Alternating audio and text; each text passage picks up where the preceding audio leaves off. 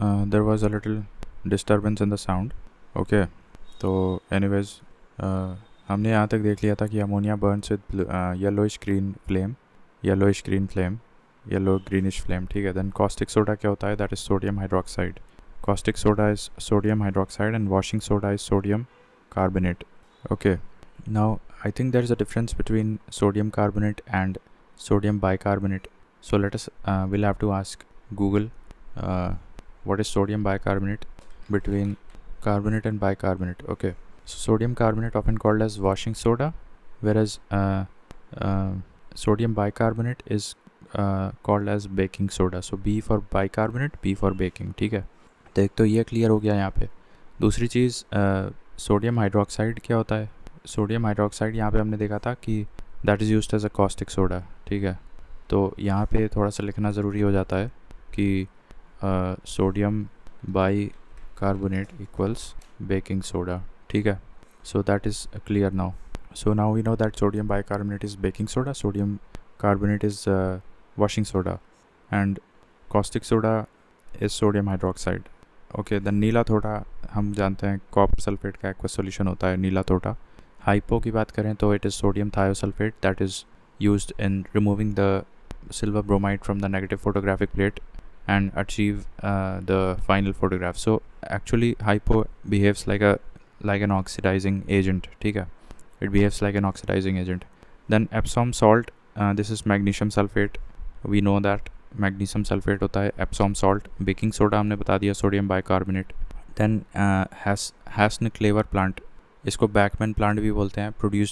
This produces bleaching powder. So Hasenclever कह लो या बैकमैन प्लांट कह लो, हैसनक्लेवर या Bachmann plant. So let's ask Bachmann plant.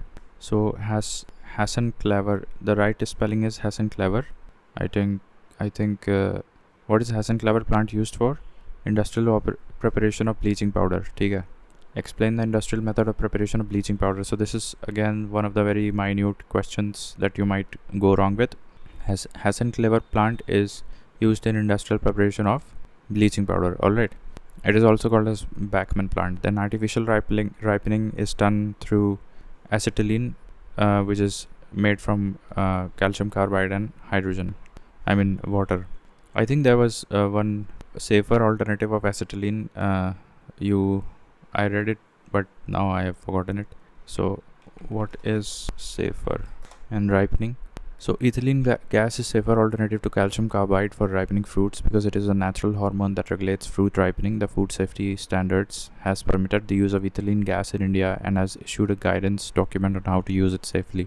All right. So artificial ripening, however, can be done through acetylene, whereas ethylene brings about natural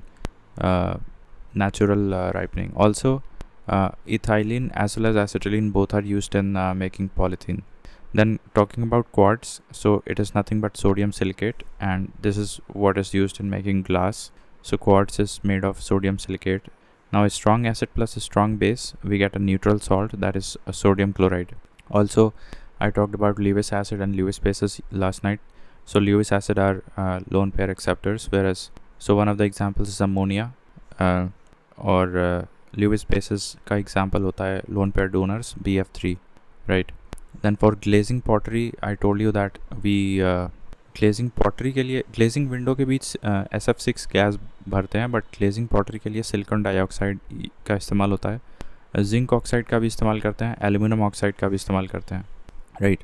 Cobalt oxide gives blue color to glass, and whereas so these are basically coloring वाले questions होते हैं. So अगर तुम्हारा cupric nickel हो जाएगा तो it gives a black color. Copper और निकल ऑक्साइड मिलेगा तो ब्लैक कलर होएगा. फेरिक ऑक्साइड का कलर क्या होता है वैसे नेचुरली? ब्लूइश ग्रीन होता है फेरिक ऑक्साइड का, और कॉपर निकल ऑक्साइड का होता है black, right? That is black. And cobalt oxide का क्या होता है? ब्लू कलर होता है, so blue colour. Then what is that? Silicon dioxide. Okay, so silicon dioxide is used in glazing pottery. And फिर से एक बार बता दे रहे हैं, फेरिक ऑक्साइड क्या देता है कलर? ब्लूइश ग्रीन देता है फेरिक ऑक्साइड. और कॉपर निकल ऑक्साइड तुम्हारा ब्लैक कलर देता है, whereas cobalt oxide gives you I think blue colour. It gives a blue colour to glass, silicon dioxide is used in glazing pottery, and ferric oxide is used. ferric oxide का colour है bluish green. Then benzene की बात करें, so इसमें 6 sigma bonds होते हैं in carbon, hydrogen and carbon, 3 pi bonds between carbon, so total 12 sigma and 3 pi bonds are present in benzene. 12 sigma and 3 pi bonds, ठीक है. तो ये हो गया. अब मैं फिर से एक बार बता देता हूँ कि फेरिक ऑक्साइड क्या होता है. Ferric oxide is, I think ferric oxide gives a colour of bluish green, right? Yes, and cobalt gives a blue color to the glass, and copper nickel oxide gives a black color, ठीक है. तो इतना याद करना था यहाँ पे. Hesson clever मैंने बताया, Beckmann plant, it is used in production of industrial bleaching powder, ठीक है. तो ये हो गया. नाउ अब हमको यहाँ से करना था page number 34, right. So let's see this. 1975 Kohler and scissor, इन्होंने नोबेल प्राइज़ जीता था 1984 में for hybridoma technology based commercial production of monoclonal antibodies.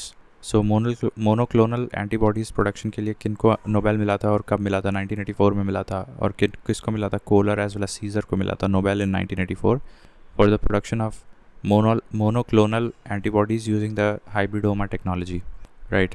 हालांकि ये डिस्कवरी हो चुकी थी 1975 में, बट इनको नोबेल मिला था कोहलर एंड सीजर को 1984 में. दैन 1978 में क्या डिस्कवर हुआ? आर्बर प्लस हैमिल्टन ने, इनको नोबेल प्राइज़ दिया गया था restriction endonuclease and its application के लिए, आर्बर हैमिल्टन को, ठीक है, 1978. सो 1975 में डिस्कवरी हुई थी. 1975 में डिस्कवरी हुई थी तुम्हारी मोनोक्लोनल एंटीबॉडीज़ की यूजिंग हाइब्रिडोमा टेक्नोलॉजी, जिसके लिए 1984 में नोबेल प्राइज़ मिला था कोहलर एंड सीजर को. एंड रेस्ट्रिक्शन एंडोन्यूक्लियस के लिए नोबेल प्राइज़ मिला था 1978 में आर्बर एंड हैमिल्टन को रेस्ट्रिक्शन एंडोन्यूक्लियस के लिए. Then bacteriophage is a virus that infects a bacteria and causes it to replicate. It is used as a vector in genetic engineering. So अगर bacteria को hijack कर लेता है virus, so then the overall bacteria becomes a bacteriophage and virus then multiplies the bacteria. So this is artificially done in genetic engineering. Then transcriptome क्या होता है? It is the sum total of all mRNA expressed from the genes of an organism. Unlike the genome, which is roughly fixed, transcriptome can vary with external environmental conditions, ठीक है. तो transcriptome क्या होता है कि it is the sum total of mRNA, एक तो ये याद कर लो, और दूसरी चीज़ कि ये जीनोम से कैसे अलग होता है. So unlike the genome, which is roughly fixed unless mutated, transcriptome can vary with external environmental conditions. ये रट लो, ठीक है. तो transcriptome can vary with under the influence of external environmental conditions, whereas genome तो एक static fixed होता है. And also transcriptome is the sum total of all mRNA expressions. Then biochip क्या होता है? ये biochip basically is made of RNA plus DNA plus protein. This is called as Genico technology, a technique for pre-information regarding genetic diseases. So Genico technology क्या होता है? मतलब पहले से ही anticipate कर लेना about genetic diseases. So that is Genico technology. And biochip is RNA, DNA plus protein. RNA, DNA and protein की मदद से हम लोग biochip बनाते हैं, ठीक है. Then most of our DNA is identical to each other, but there are inherited regions of our DNA that can vary from person to person. These variations are called as polymorphisms, which forms the basis of DNA fingerprinting. तो most of our DNA is identical to each other. मतलब अगर मैं और अपने भाई का DNA मिलाऊँ तो I think 60 to 70% DNA हम दोनों का सेम होगा, ठीक है.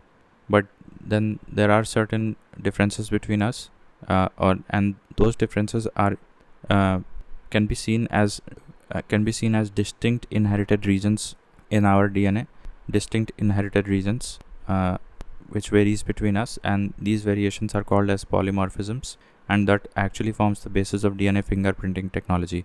It is used in forensic cases, paternity dispute resolution, identification and conservation of endangered species. So identification and conservation of endangered species, DNA fingerprinting was first employed in 1983 in the murder and rape of a girl in England. तो ये important है, 1983 में ये पहली बार किया गया था England में. The powder used for redeveloping fingerprints on multi coloured surfaces, fluorescent powder, ठीक है. मतलब तुमने कहीं छुआ है, अब तुम्हें उससे वापस से फिंगरप्रिंट रिट्रीव करना है तो तुम्हें फ्लोरोसेंट पाउडर की ज़रूरत पड़ेगी, ठीक है. Then transgenics does not involve cloning. When one gene controls 2 or more characters simultaneously, the phenomenon is pleiotropy. In gene therapy, to correct a faulty gene, another good gene is inserted. Right, so these are various techniques. इसमें सबसे important ये है कि transgenics does not involve cloning. Transgenics में ये होता है कोई अन्य जीन तुम्हें जीनोम में इंट्रोड्यूस करते हो तो that is actually can be considered as a practice under transgenics, whereas if one gene controls 2 or more characters simultaneously, then उसको तुम pleiotropy बोलते हो. ठीक है. Then a gene bank helps in preserving endangered varieties, checking for biopiracy.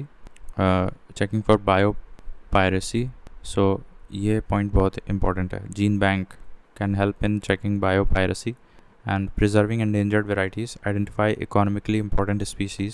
In UP, plant field gene bank is located in Banthra. तो एक plant gene bank हमारा बंथरा में बनाया गया है उत्तर प्रदेश में. Flavr Savr tomato was the first transgenic crop to be commercialised. Then ripe fruits of Flavr Savr remain firm for longer duration and can be transported to market after vine ripening. क्योंकि वो उनका firmness टिकी रहती है काफ़ी लंबे समय तक, तो उनको market even after vine ripening बाद में भी उसको ट्रांसपोर्ट किया जा सकता है, कच्चा नहीं करना पड़ता है. फिर ये DMH 11 या धारा मस्टर्ड 11 ये क्या है? It was developed by Deepak Pental from Delhi University with aim of reducing India's demand for imported edible oil. He introduced several genes from bacillus amyloliquefacens. ये बैक्टीरिया बहुत इंपॉर्टेंट है to mustard to allow cross pollination and hybridisation. ठीक है. Bacillus thuringiensis is a microbial insecticide, a gram-positive bacteria that releases toxin which is lethal to insects of Lepidoptera family. तो Bacillus thuringiensis का इस्तेमाल हम लोग करते हैं.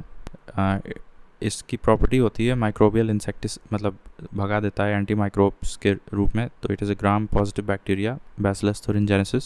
फिर उसको it releases a toxin which is lethal to insects of Lepidoptera family. ठीक है. तो Bacillus thuringiensis का इसलिए हम लोग इस्तेमाल करते हैं. It is a Gram positive bacteria. दूसरी चीज़, it releases toxin that is lethal to insects of Lepidoptera family. Dhara mustard 11 क्या था? ये दीपक पेंटाल फ्रॉम दिल्ली यूनिवर्सिटी ने बनाया था.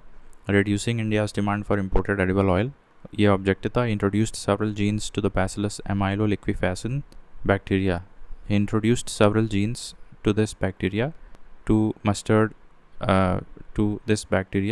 He introduced several genes from Bacillus amyloliquefacin bacteria to mustard to allow cross pollination and hybridization. ठीक है. तो ये देख लेते हैं कि is it in practice or not. धारा mustard 11 otherwise known as DMH 11 is a genetically modified hybrid variety of mustard species. ठीक है. Is in market or not.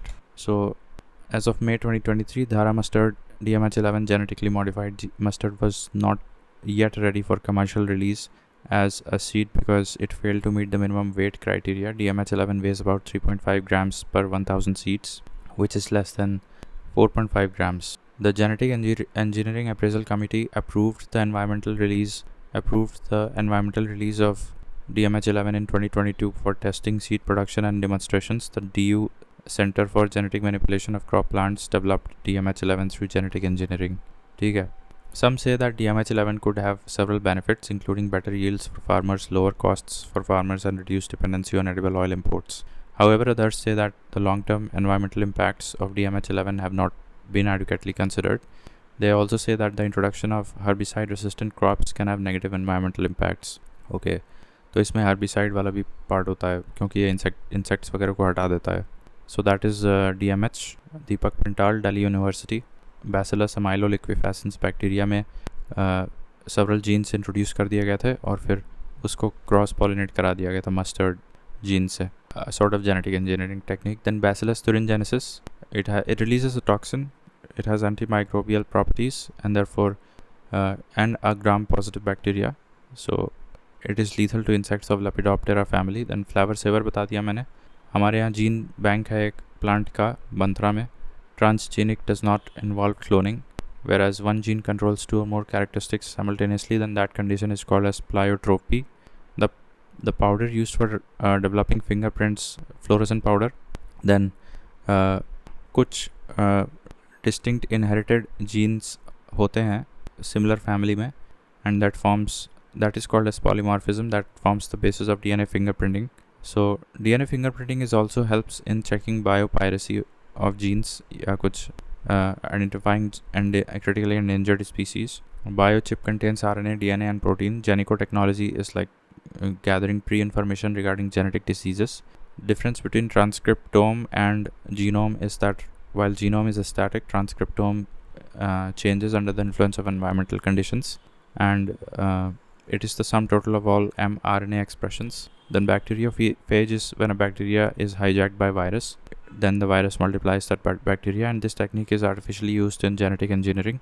1978 and 1975 were important years in the sense that 1975 में तुम्हारा Caesar and Kohler had discovered the monoclonal antibodies using the hybridomer technology, for which they were given Nobel Prize in 1984, whereas 1978 में तुम्हारा restriction endonuclease was discovered by Arbour and Hamilton. 1978 उनको Nobel Prize दिया गया था. Then moving up, as an alternative to the highly bioethically controversial embryonic stem cells, bone marrow derived stem cells can be used.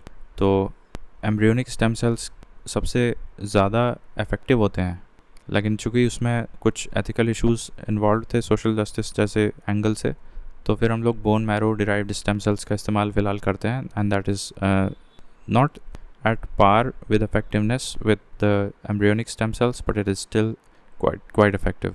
तो 1996 में the sequencing of entire genes of an organism was first done in eukaryotic yeast Saccharomyces. Basically पूरी gene mapping अभी तक अगर की गई है तो ये एक yeast पे की गई है. yeast का नाम है Saccharomyces. 1996 में किया गया था. एक eukaryotic yeast है ये, एक eukaryotic yeast है, ठीक है. इसके बाद हरगोबिंद 1968 Nobel Prize winner थे ये.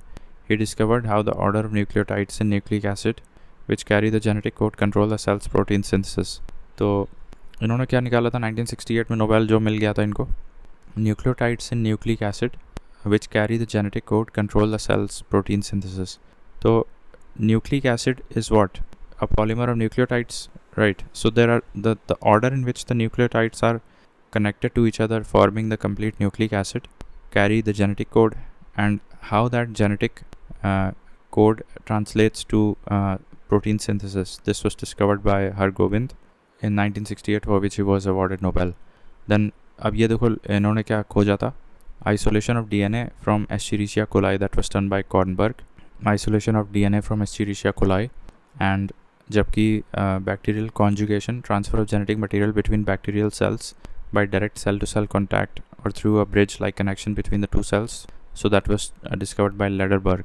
So that is called as bacterial conjugation. So techniques is important. Bacterial conjugation नाम रट लो, Lederberg 1946. Then isolation of DNA from Escherichia coli, that was Kornberg, and how the nucleotides connected to each other forming nucleic acids form a particular gene, and that how that gene translates to protein synthesis, that was discovered by Hargobind, for which he was given the Nobel Prize in 1968. Then moving up, test tube baby क्या होता है? Fertilization usually occurs in fallopian tube, that is naturally, but then afterwards is made to occur in the petri dish outside mother's body. So fertilization usually occurring in the fallopian tube, which naturally occurs in fallopian tube, but in this case it is made to occur in the petri dish outside the mother's body. Then latest 16th, अभी सबसे latest जो cloned buffalo है, that is by National Dairy Research Institute in Karnal, वो एक buffalo calf है, उसका नाम है तेजस. whereas जो पहला था ऐसा ट्रांसजेनिक ग्लोइंग पिग्स ताइवान, ठीक है. तो ग्लोइंग पिग्स कहाँ बनाए गए थे transgenic? So they were made in Taiwan. जबकि अभी हमारा NDRI करनाल ने तेजस नामक काफ, बफलो काफ बनाया है, that is transgenic. Then Dolly 1996, again the same year. Why the same year? Because हमने अभी पढ़ा है 1996 में sequencing of the entire genes of an organism was first done in eukaryotic yeast called Saccharomyces. फिर डॉली का भी 1996 में बनाया था. Somatic cell nuclear transfer technique से क्लोन किया गया था Dolly sheep, and it lived up till 14th of February 2003. However, human cloning has not been successful as of yet. तो somatic cell nuclear transfer technique से Dolly को बनाया गया था क्लोन करके 1996 में, 2003 तक जीवित थी. Then main use of somatic cell nuclear transfer, that is reproductive cloning and therapeutic cloning, ठीक है. तो what is okay, I will come to that later, but first ये देख लो, ये पेज ख़त्म कर लेते हैं. Recombinant DNA technology, it allows genes to be transferred across different species of plants, animals, to plant and microorganisms to higher organisms. तो ये वो सब छोटी सी टेक्नोलॉजी है जिसकी मदद से तुम रिकॉम्बिनेंट डीएनए टेक्नोलॉजी, जिसकी मदद से कोई एक पर्टिकुलर जीन निकालते हो और फिर उसको कहीं भी घुसा देते हो किसी अन्य के जीनोम में. अब वो अन्य हायर ऑर्गेनिज्म भी हो सकता है, कोई एक बैक्टीरिया भी हो सकता है, कोई भी डिफरेंट स्पीसी हो सकती है प्लांट की, एनिमल की, ठीक है. सो the transfer of genes across different species is done using the recombinant DNA technology. अब वो कैसे होता है देख लेना. तो अभी हम देख लेते हैं कि सोमैटिक सेल न्यूक्लियर ट्रांसफ़र और रिकॉम्बिनेंट डीएनए टेक्नोलॉजी. तो सोमैटिक सेल न्यूक्लियर ट्रांसफ़र के दो एप्लीकेशंस हैं, एक थेराप्यूटिक क्लोनिंग और एक रेप्रोडक्टिव क्लोनिंग. देन ये sexual reproduction causes blending of genes, chromosomal changes and shuffling of genes, ठीक है, सब होता है इसमें. Then which feature of DNA makes it uniquely suited to store and transmit genetic information? ये जो हमारे complementarity of the strands होते हैं, this feature is actually responsible to store and transmit the genetic information, to store as well as transmit the genetic information, ठीक है. Then अब ये क्या है, applications of genetic engineering. तो इसमें gene mapping हो गया, ठीक है, gene therapy हो गया, involves replacing improperly mutated genes with healthy gene or inactivating them, introducing a disease resistive gene etcetera. ये सब तुम्हारा जीन थेरेपी में होता है, तो थेरेप्यूटिक जीन थेरेपी होती है. दैन सिमिलर डिजीज़ और पेस्ट रेसिस्टेंट इन प्लांट्स, जैसे क्राई1AC जीन तुम्हारा इन बैसिलस thuringiensis डाल दिया गया था, या ये बैक्टीरिया तो हम इसके बारे में पढ़ चुके हैं. बैसिलस thuringiensis में क्राई1AC जीन डाला और फिर उसको ब्रिंजन में डाल दिया by Maharashtra cooperative. Then it was later banned to protect them from lepidopterans, ठीक है. तो how does CRY1AC gene works along with Bacillus thuringiensis? That is one thing you should know. और दूसरी चीज़ रिकॉम्बिनेंट डीएनए टेक्नोलॉजी और somatic cell nuclear transfer, इन पे थोड़ा सा detail में देख लेना एआई में. लास्टली ये देख लो, गोल्डन राइस जो होता है, इसका नाम है Oryza sativa. This is enriched with beta carotene to as a precursor to vitamin A, ठीक है. Now let's see. So in simple terms, somatic cell nuclear transfer in simple terms. So a laboratory technique that involves transferring the nucleus of a body cell to an egg cell to create an embryo, right? So either you can do that, somatic cell nuclear transfer. This was, I guess, done in the case of Dolly because reproductive cloning की गई थी. Either ways, in other ways, it can be used in reproductive cloning as well and therapeutic cloning, ठीक है. So is a laboratory technique that involves transferring of nucleus of a body cell, मतलब other than the gametes. So nucleus of a body cell is taken and that nucleus is put inside the egg cell, which is denucleated in the first place, right, into the egg cell, and then both of them are fertilized or fused, right. So the process थोड़ा सा देख लेते हैं. The nucleus of somatic cell is transferred to an egg cell that has had its nucleus removed. तो ये पहले आप इसको कॉपी करो और यहाँ पे लिख लो somatic cell nuclear transfer technique में, ठीक है. यहाँ पे पेस्ट कर देते हैं, ये हो गया. दूसरी चीज़ है recombinant DNA technology. Let's so in simple terms explain recombinant DNA technology is a laboratory technique that combines DNA from different sources to create new DNA molecules, or a recombinant DNA. मतलब a DNA mixed with another DNA to create a new DNA. That is recombinant DNA technology. This is done by using enzymes and other techniques to isolate and manipulate DNA segments. So recombinant DNA is possible because DNA from all organisms share the same chemical structure but differ in their nucleotide sequences. Recombinant DNA is used to create new genetic combinations in a variety of fields, including science, medicine, agriculture, industry. For example, recombinant DNA technology is used to produce human follicle-stimulating hormone, which is used to treat infertility. It is also used to genetically modify plants to improve their ability to withstand environmental stresses, right? At the core of it, mixing one DNA with another DNA to create a new DNA with some desired properties is the application of recombinant DNA technology, right? So ये important है. recombinant DNA is possible because at the core our DNA के जो structural materials हैं they are the same, but it's only the sequence of DNA that is actually translating into different characteristics, right?